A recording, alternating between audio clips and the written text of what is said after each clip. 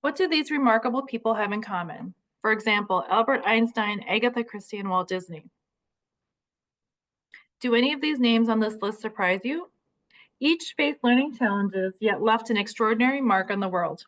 Today, we dive into the complexities of specific learning disabilities, or SLD, and attention deficit hyperactivity disorder, or ADHD, exploring how they impact students and how we can create an environment where every student thrives. Welcome, my name is Amy Madvig, and I'm a licensed special education teacher. A learning disability is a neurobiological disorder that affects how a person processes information. It can impact skills such as reading, writing, spelling, reasoning, and math abilities. Many individuals with learning disabilities have average or above average intelligence but face unexpected difficulties in specific academic areas.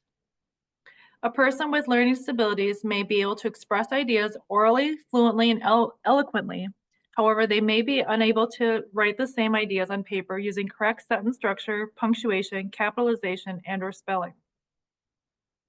A person with an auditory processing deficit may understand what they hear and/or have difficulties remembering what they hear despite normal hearing. A person with a visual processing deficit may have difficulties visualizing things such as pictures, shapes, or words. They have difficulties remembering what they see despite normal vision. And a person with processing speed deficit may have difficulties with the rate at which they process information. They may feel as if they are always at least one step behind everyone else. According to the Individuals with Disabilities Education Act, or IDEA, a learning disability is a disorder in one or more of the basic psychological processes involved in understanding or using language. This can impact a student's ability to listen, think, speak, read, write, spell, or perform math calculations. 1 out of every 7 Americans has some form of a learning disability. 35% of students identified with learning disabilities drop out of high school. And for people with learning disabilities, there is typically a significant and unexpected difference between a person's achievement and ability levels. Dyslexia is a learning disability that affects an individual's ability to read fluently and spell correctly. It is not simply the reversal of letters and numbers, nor can it be cured with exercise or diet. Individuals with dyslexia may struggle with word recognition, spelling, and/or reading comprehension. Some students in the classroom may also exhibit these challenges. They have mispronunciation or difficulty remembering names or places. They may have difficulty with word retrieval. They have limited spoken and/or reading vocabulary. There is a familial history of reading problems. The word reading that requires great effort. They get extreme fatigue from reading tasks, and they have comprehension difficulties. In the area of dysgraphia, that affects their writing ability, which makes handwriting difficult to read and write, and written expression challenging. Students in the classroom may also exhibit these challenges: handwriting in their spacing and orientating or their formation of letters, spelling with decodable or irregular words, their idea formation or their expression, their written expression, and sequencing and organizing of ideas can be hard. In the area of calcula, this impacts the mathematical understanding, including number sense, calculations, and problem solving. So students with dyscalculia often show these math-related difficulties, such as poor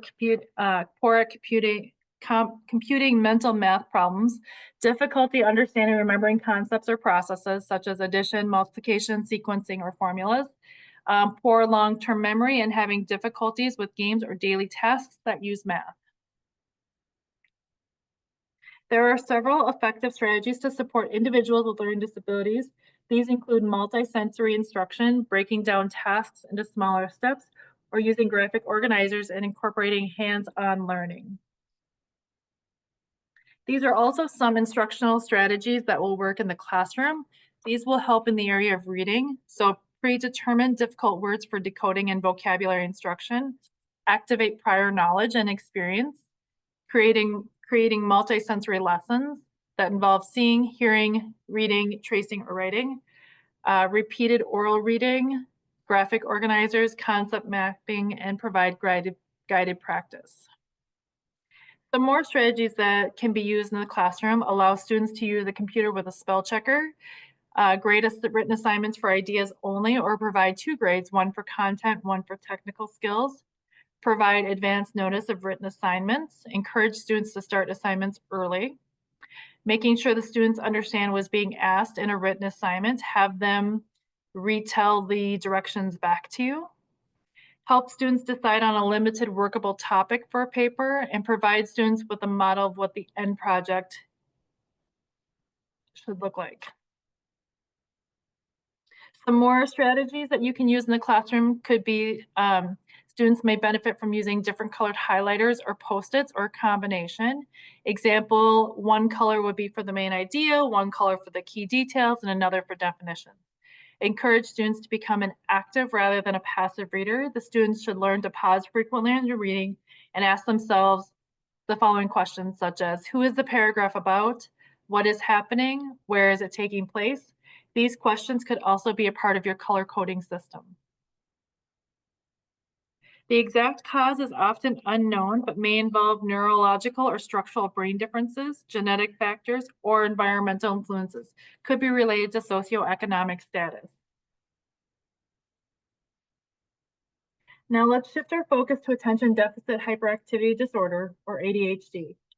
Imagine trying to focus while every sound, every movement around you pulls your attention away. That's the daily reality for students with ADHD. ADHD falls under other health impairments in IDEA and affects executive functioning or our ability to plan, focus, and regulate behavior. ADHD is a neurobiological condition characterized by developmentally inappropriate levels of attention, impulsivity, and hyperactivity.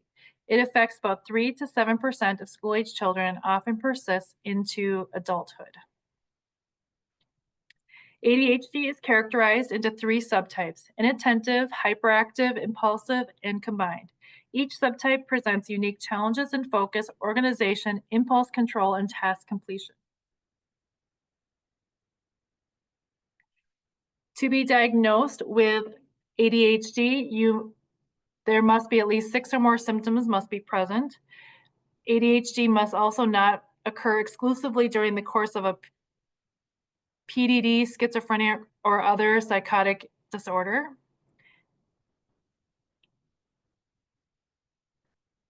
Students with ADHD often fail to give close attention to details or make careless mistakes, often has difficulty sustaining attention in tasks, often does not seem to listen when spoken to, and does not follow through on instructions and fails to finish tasks. They also have difficulty in organizing work and activities.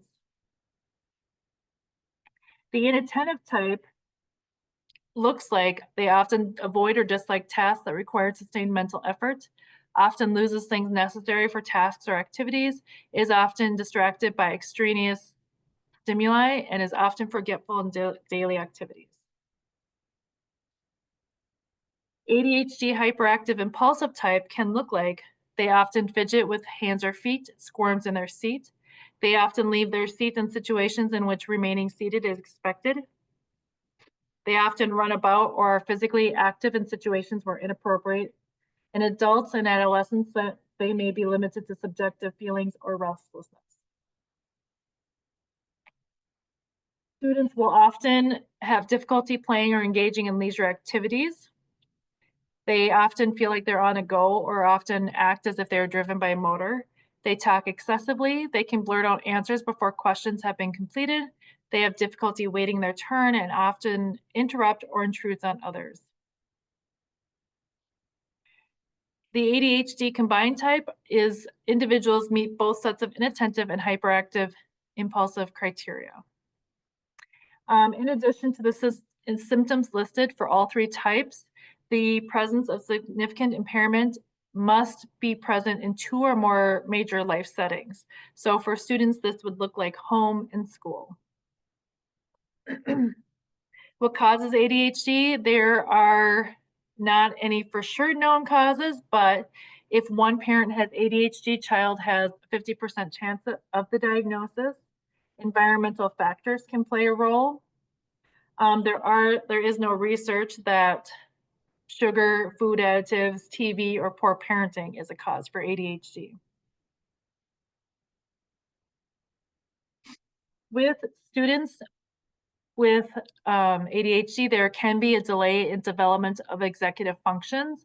So you could be 1/3 behind in your chronological age. So if you're a 6, your developmental age could be more like 4.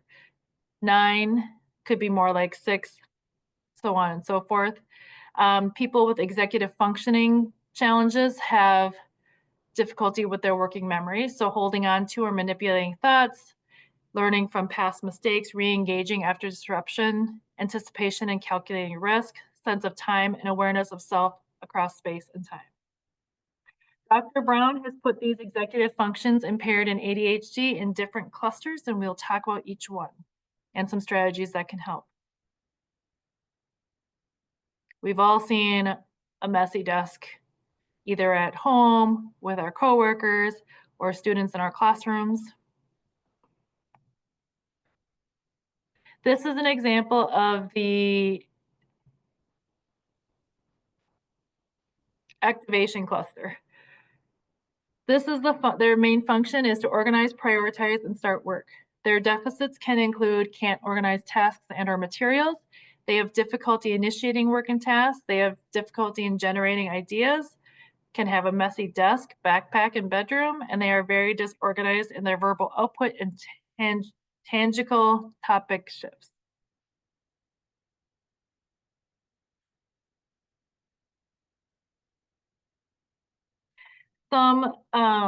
These next few slides are different charts and ideas that may help students in this area. So you can see this one is a completed, not completed checklist.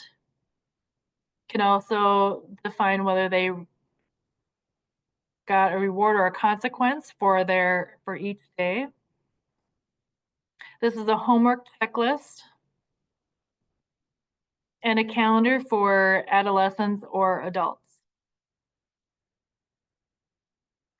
Daydreaming in class looks like a focus cluster. So this function is to tune in, sustain focus, shift attention when appropriate. Students who have deficits in this area can look like loses track of activities, forgetful, loses track in conversation, often appears spacey or in a fog, and they have poor reading comprehension. Some strategies to help with this cluster would be visual cues, timers, using peer motivators or group motivators. Going the distance would be an effort cluster. This function regulates alertness, sustains effort, and adjusts processing speeds. Deficits in this area include difficulty with completing long-term projects, completing work on time, or sustaining participation in tasks or activities. Strategies to help with this cluster would be positive reinforcement, offer student choices or forced choices, specify start and end times, analyze realistic task length, and break up tasks into chunks and reinforce for completion. The emotion cluster manages frustration and modulates emotions. Skill deficits in this area look like poor regulation of emotions, emotionally reactive and less likely to stop and think before speaking and acting, difficulty regaining composure and moving on, gives up easily and has excessive worry. They have a low threshold for frustration and difficulty regulating subjective emotional experience and expression. Strategies to help with the emotion cluster can look like increase student awareness of self-regulation, expectation, and goals for development, model appropriate use of self-regulation executive functioning capacities, teach self-regulation capacities at specific skill routines, teach social skills, and give students breaks to regroup. The memory cluster holds on to and works with multiple bits of information and retrieves stored information. Students with deficits in this area can look like difficulty remembering verbal directions, especially multi-step directions, memory retrieval problems when taking tests, holding on to known information, completing complex math problems or lengthy writing assignments, reading comprehension, remembering what was read to be able to summarize or recall details, and forgetting their homework or losing their homework. Strategies can include using visual schedules, using Post-its or reminders or to-do lists, using interactive notebooks, using mnemonics to help remember ideas, give extra time, and reduce demands for limited memory capacity. And in the action cluster, this one manage and regulates one's actions. So students with deficits in this area, they often jump to conclusions. They'll say things without thinking first, seems unaware of the impact of their behavior on others, believes their work is good despite evidence to the contrary. They fail to change their behavior in response to feedback. They don't notice errors and they act without planning. Action cluster strategies look like using graphic organizers, using very clear directions that are visual, monitor and review progress with the students, and use different folders or notebooks for each class. May want to color code. As we've talked about ADHD and executive functioning, you also may have heard the term neurodiversity. Now, neurodiversity refers to the concept that variations in brain function and cognitive abilities are a normal part of human experience. It encompasses a range of neurological differences, including autism spectrum disorder, attention deficit hyperactivity disorder, dyslexia, and dyscalculia.